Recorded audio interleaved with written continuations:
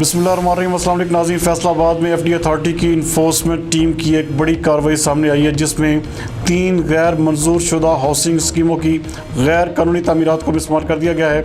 हमारे divisional bureau chief मियां एजाज असलम के मुताबिक मिसमार की जाने वाली हाउसिंग स्कीमों में बिस्मिल्लाह गार्डन चेक नंबर 229 रेबे, लायलपुर एवेन्यू चेक नंबर 227 रेबे और अली टाउन चेक नंबर 214 रेबे शामिल हैं।